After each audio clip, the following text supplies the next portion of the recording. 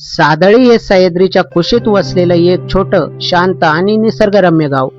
चहूबाजूनी घनदाट जंगल आणि उंचावरून वाहणारे पाण्याचे धबधबे यामुळे या गावाला एक वेगळं सौंदर्य लाभलं होतं. पण या सौंदर्याच्या मागे एक भयानक शांतता ही लपलेली होती. गावातील लोकांना जंगलाच्या एका विशिष्ट भागात, ज्याला काळभैरवची देवराई म्हटलं जायचं, तिथे जाण्यास सक्त मनाई होती. गावकऱ्यांचा असा समज होता की तिथे काहीतरी अमानवी शक्तीचा वावर आहे. त्याच गावात राहणारा अंशुल हा एक विषयीतला तरुण होता. त्याला फोटोग्राफी आणि ट्रेकिंगची प्रचंड आवड होती. जंगलातील दुर्मिळ पक्षी आणि प्राण्यांचे फोटो काढणे हा त्याचा छंद होता. एका रविवारी सकाळी नेहमीप्रमाणे अंशुल कॅमेरा घेऊन जंगलाच्या दिशेने निघाला. निसर्गाचे सुंदर फोटो टिपत टिपत नकळतपणे काळभैरवच्या देवराईच्या सीमेवर पोहोचला. दुपारचे 2 वाजले होते. तरीही घनदाट झाडीमुळे तिथे सूर्यप्रकाश जमिनीपर्यंत पोहोचत नव्हता. अचानक अंशुलच्या पायाला काहीतरी कडक वस्तू लागली. त्याने खाली पाहिले तर सुक्या पानांच्या ढिगाऱ्याखाली एक राखाडी रंगाची वस्तू दबलेली होती. त्याने उत्सुकतेने ती पाने बाजूला केली. ते पाहून तो थक्कच झाला. तो एक महागडा आधुनिक ड्रोन कॅमेरा होता. पण त्या ड्रोनची अवस्था अत्यंत दयनीय होती. त्याचे पंख तुटलेले होते, बॉडीवर ओरखडे उमटले होते आणि त्यावर चिखल सुकला होता. ते पाहून स्पष्ट समजत होतं की हा ड्रोन हवेतून थेट खाली क्रॅश झाला होता. अंशुलने तो ड्रोन हातात घेतला आणि त्याचे निरीक्षण करू लागला. ड्रोन पूर्णपणे रिकामा झाला होता, पण सुदैवाने त्याचा कॅमेरा आणि त्या शेजारी असलेले मेमरी कार्ड स्लॉट सुरक्षित होतं. अंशुलने हळूच ते मेमरी कार्ड बाहेर काढलं. त्याच्या मनातील उत्सुकता आता शिगेला पोहोचली होती. हा ड्रोन कोणाचा असेल? तो इथे कसा क्रॅश झाला? आणि यात नक्की काय शूट झालं असेल? या प्रश्नांची उत्तरे शोधण्यासाठी अंशुल तडक घराच्या दिशेने निघाला. घरी पोहोचताच अंशुलने सर्वात आधी खोलीचा दरवाजा आतून बंद केला. त्याने आपले कार्ड रीडर काढले, त्यात मेमरी कार्ड टाकले आणि लॅपटॉपला जोडले. मेमरी कार्ड डिटेक्ट होता स्क्रीनवर एक फोल्डर उघडले. त्यात अनेक व्हिडिओ फाईल्स होत्या. अंशुलने पहिली फाईल प्ले केली. सुरुवातीचे व्हिडिओ खूप सामान्य होते. ड्रोन सादळी गावाच्या वरून फिरत होता. निसर्गरम्य शेत, डोंगर आणि नद्यांचे अप्रतिम दृश्य दिसत होते. कदाचित कोणीतरी पर्यटक गावाचे सौंदर्य टिपण्यासाठी आला असावा, असा अंशुलने विचार केला. त्यानंतर त्याने शेवटची म्हणजेच क्रॅश होण्यापूर्वीची फाईल ओपन केली. हा व्हिडिओ तब्बल 20 मिनिटाचा होता. व्हिडिओच्या सुरुवातीला ड्रोन काळभैरवच्या देवराईच्या वरून उडत असताना दिसत होता. पण जसा जसा व्हिडिओ पुढे सरकला, अंशुलच्या चेहऱ्याचे भाव बदलू लागले. त्याचा श्वास रोखला गेला. व्हिडिओ मध्ये जंगलाच्या अगदी मध्यभागी, जिथे माणसाचे जाणे अशक्य मानले जायचे, तिथे काहीतरी हालचाल दिसत होती. ड्रोनचा कॅमेरा खाली झूम झाला. तिथे 3 माणसे उभी होती. त्यांनी काळे कपडे आणि चेहऱ्यावर विचित्र मुखवटे घातले होते. त्यांच्या समोर जमिनीवर एक भला मोठा खड्डा खणलेला होता. त्या खड्ड्याच्या बाजूला अनेक पोती आणि काही जुनी लाकडी खोकी ठेवली होती. अंशुलने स्क्रीनच्या जवळ जाऊन पाहिले. त्यातील एका माणसाने एक खोके उघडले. त्या खोक्यात चमकणाऱ्या सोन्याच्या मूर्ती, पुरातन नाणी आणि मौल्यवान हिरे होते.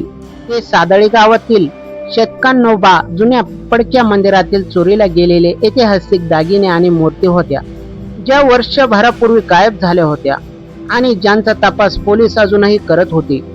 पण रहस्य तिथेच संपले नाही. व्हिडिओमध्ये पुढे जे दिसले त्याने अंशुलच्या अंगावर काटा आणला. त्या 3 मुखवटे घातलेल्या माणसापैकी एकाने आपला मुखवटा बाजूला केला.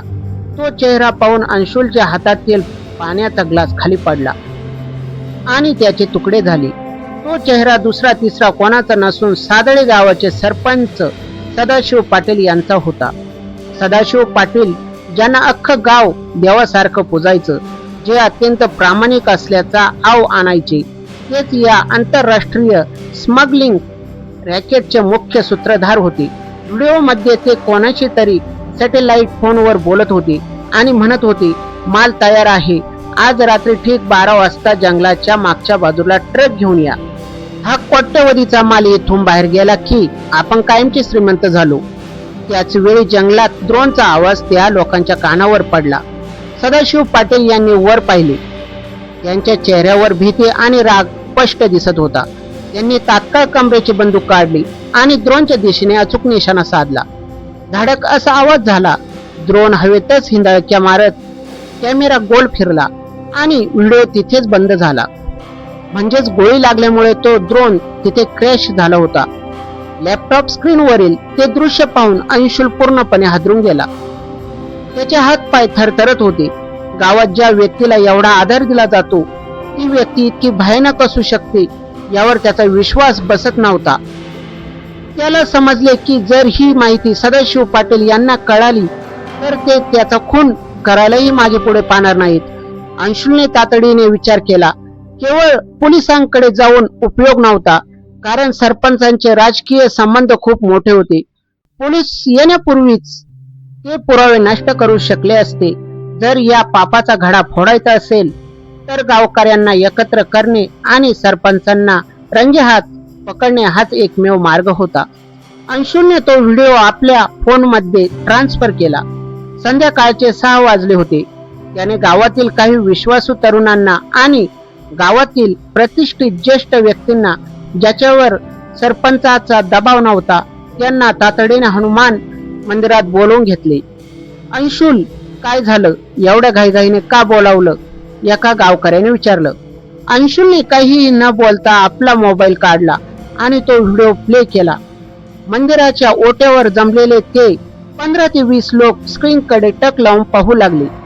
जसा जसा व्हिडिओ पुढे गेला तशी लोकांची तोंडे उघडीच राहिली. जेव्हा सदाशिव पाटील यांचा चेहरा समोर आला तेव्हा मंदिरात एकच शांतता पसरली.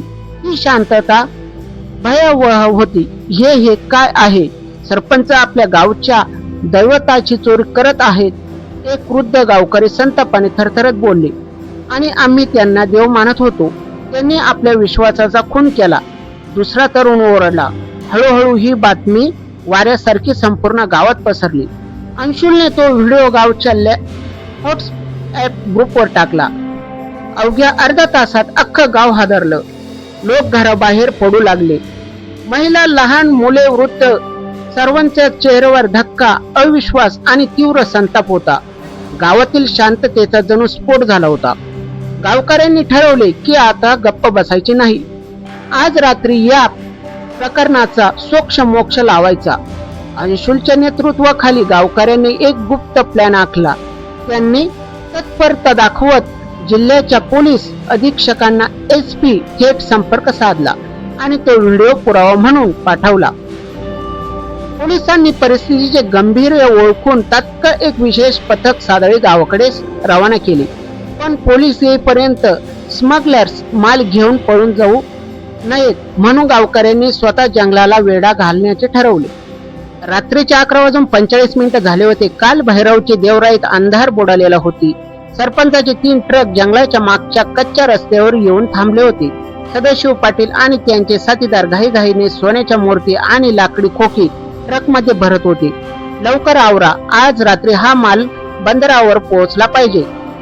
एकदा का हे जहाजात चढले की आपण देशाबाहेर, सरपंच आपल्या माणसांना ओरडत होते. तेवढ्यात अचानक जंगलाच्या 4ही बाजूने शेकडो मशाली पेटल्या. हर हर महादेव आणि सरपंच चोर आहे अशा घोषणांनी संपूर्ण जंगल दणाणून उठले. सरपंचांनी दचकून मागे पाहिले. त्यांच्या समोर सादळी गावातील शेकडो लोक हातात काठ्या, कुऱ्हाडी आणि स्मशाल घेऊन उभे होते. त्यांच्या पुढे अंशुल उभा होता. पाटील साहेब, तुमची चोरी पकडली गेली आहे. आता पळायला जागा नाही. अंशुल कडाडला. आपले बिंग फुटले आहे हे पाहून सरपंचांनी पळून जाण्याचा प्रयत्न केला. त्यांनी आपल्या कमरेची बंदूक काढली आणि गावकऱ्यांवर रोखली. मागे व्हा, नाहीतर एकाला गोळ्या घालून मारीन. ते पिसाळलेल्या वाघासारखे ओरडले. पण गावकऱ्यांचा संताप सरपंचांच्या बंदुकीपेक्षा मोठा होता. तरुण मुलींनी मागून येऊन सरपंचांच्या हातावर काठीने प्रहार केला. बंदूक हातातून निसटून खाली पडली. गावकऱ्यांनी सरपंचांना आणि त्यांच्या गुंडांना जागीच पकडले आणि दोरीने झाडाला बांधून ठेवले. ठीक 12:15 पोलिसांच्या गाड्या सायरन आवाज जंगलात पोहोचला. पोलिसांनी सरपंचांना आणि त्यांच्या साथीदारांना ताब्यात घेतले. ट्रकमध्ये भरलेले कोट्यवधी रुपयांचा पुरातन माल जप्त करण्यात आला. पोलीस अधिकाऱ्यांनी अंशुलच्या धाडसाचे कौतुक केले. जर तो ड्रोन आणि त्यातील मेमरी कार्ड अंशुलला मिळाले नसते तर देशाची ही अमूल्य संपत्ती कायमची नष्ट झाली असती आणि गावातील मुख्य गुन्हेगार कधीच समोर आला नसता. दुसऱ्या दिवशी सकाळी सादळी गावात एक वेगळाच उत्साह होता. जरी सरपंचांच्या कृत्याने गाव हादरले होते तरीही आता गावातील एक मोठे पाप नष्ट झाले होते. पडक्या मंदिरातील देवाच्या मूर्ती पुन्हा गावात आणल्या गेल्या. गावच्या चौकात एक मोठी सभा भरवण्यात आली. गावकऱ्यांनी अंशुलचा भव्य सत्कार केला. एका छोट्याशा क्रॅश झालेल्या ड्रोन कॅमेऱ्याने आणि अंशुलच्या हुशारीने सादळी गावाला एक मोठ्या संकटातून वाचवले होते. त्या रात्री घडलेल्या घटनेची आणि त्या मेमरी कार्ड मधील दृश्याची चर्चा सादळी गावात वर्षानुवर्षे केली जात राहिली. मित्रांनो, सादळीच्या जंगलातील हे थरारक रहस्य आणि अंशुलची ही धाडसी कथा तुम्हाला कशी वाटली हे आम्हाला कमेंट करून नक्की सांगा.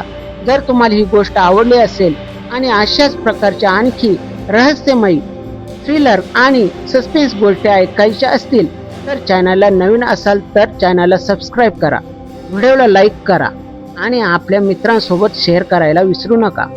घंटीचे बटन बेल आयकॉन नक्की दाबा जेणेकरून पुढच्या भागाचे नोटिफिकेशन तुम्हाला सर्वात आधी मिळेल. भेटूया पुढच्या एका नवीन आणि थरारक भागात. तोपर्यंत काळजी घ्या आणि पाहत राहा.